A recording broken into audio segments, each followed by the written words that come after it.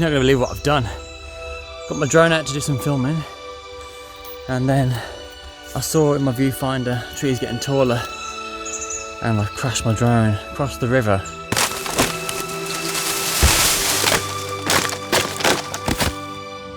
I've now got to trek through what feels like jungle and a river to try and reclaim it, and I've got this one private farmland, and I don't want to really trespass or have the farmer come shooting at me. So if I'm not, I just literally chucked some clothes on and came out. I've not even had like any, put no sunscreen on, insect repellent. I'm gonna get eaten alive. I haven't even got my camera with me, which is why I'm using my phone. Well, I'm out of path. I spoke to a guy at the end of this river asking if there's a way to get through, and as luck would have it, they actually own like kayaks. He said he would lend me a kayak, and then I've got to hope that the drone is easy to spot, easy to get to, because it clipped the tree quite high, and I'm concerned that it's stuck in a tree, which then poses problem number 2. But let's try and figure out problem 1 first. I'm all suited now, suited for the kayak. But these guys helped me out, not even charging me for it, which is very, very kind of them. I should be paying for this. It's the price of stupidity. Thank you for the guys at that place for trusting me to not only bring their canoe back, but actually know how to steer one. I'm trying to do this one-handed while I vlog this. Let's get some speed.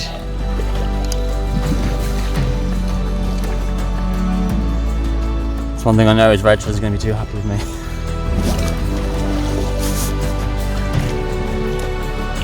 Okay, guys, I'm actually at the location where the pinpoint is on the map, and I'm not gonna lie, I can't see it, so I'm hoping it's not stuck up the tree, because if it is, that's it. I can hear, there it is. Oh, you beauty. Big nettles, big nettles. I've only gone and found it. Oh, God knows what I'm walking in here. I hope there's no snakes. Ah, big spider. Ah, seriously, there's a spider. How am I gonna get to that now? I've been reunited with my drone. Oh. Weirdly, I don't think it looks too bad. I think it looks worse than it is. It needs a bit of a clean up. The propellers seem fine. I think what happened is as I hit a branch, one of these arms moved like this, and after that, it was a goner really.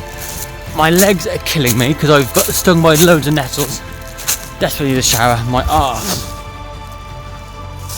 soaked, but another happy Dan now. Oh, I'm happy to say that the drone's been found. Ooh. Just seeing it disappear into the tree, and the trees and the leaves is going, and you're like, oh. And it's the other side of the river. Didn't know if there was a bridge. Tough mistake. Anyway, after losing about an hour and a half in getting it, we're about to set off and have a walk around town. Strolling around these medieval streets was like taking a step through time.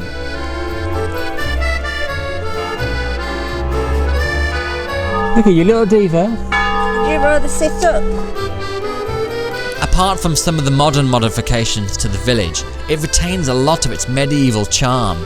The buildings are made from stone and decorated with a plethora of flora.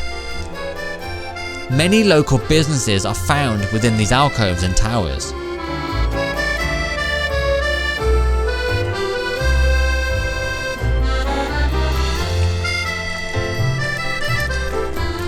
Just having a wander around town, and we hear sirens from what seems to be the old World War II bombing sirens, which is a bit worrying. Hopefully we're not being bombed, this random obscure town in France. This is such a gorgeous little French village. There's a lovely little restaurant just at the end of this road, and it's pretty quiet. The tables are spaced out, and as I say, it's a very small village, so we don't really think that COVID's really affecting it, and the staff are wearing masks, everyone's wearing masks, so I think we feel quite safe here. So I think what we're going to do is have a little wander around the streets, head back to the restaurant, and have a bit of lunch.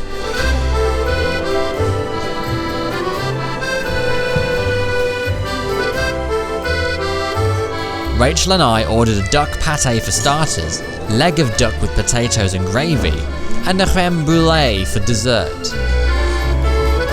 The food was amazing and was great to finally eat something we didn't have to cook.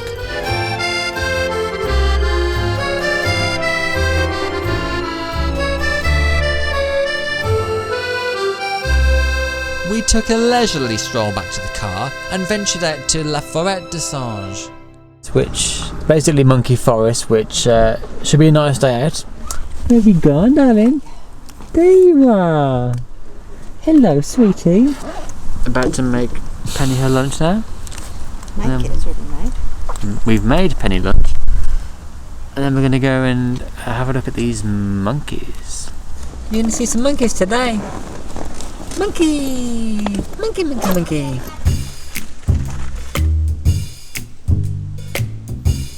We are now in prime monkey habitat. Got to observe a 1 metre rule between monkeys as well as people. Scratching his arse.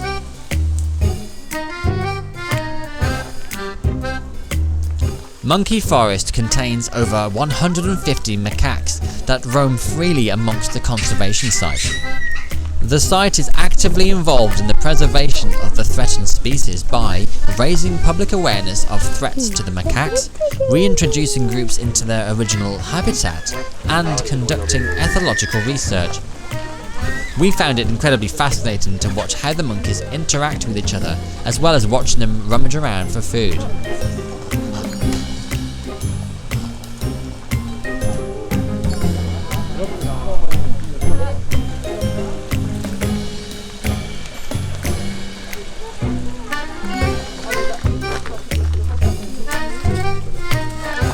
Feeding times happen regularly throughout the day.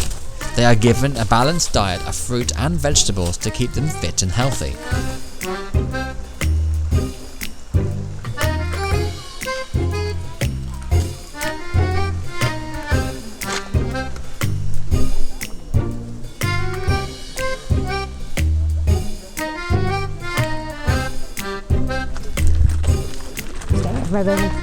The site has a one-way system to walk around, which is a great way to see more of their habitat. We felt pretty safe wandering around the site. Ahead of the visit, you do wonder whether it's safe for babies to enter Monkey Forest, and you get visions of monkeys stealing your baby.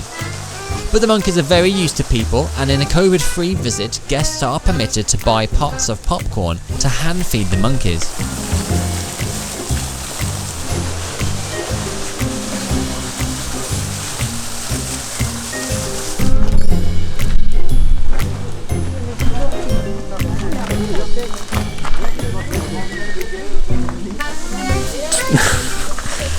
Let Daddy show it to you.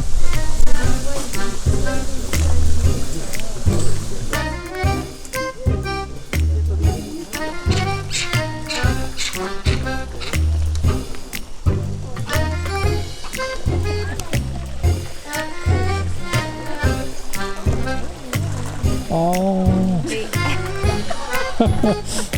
Because of the mandatory face mask rule, wandering around the site in this blistering heat made us parched. Food and drinks were not allowed to be consumed within the monkey grounds, so we had to wait until we arrived at the picnic site before we could remove our mask and guzzle our drinks. We even bought an ice cream. They're nice. Yeah.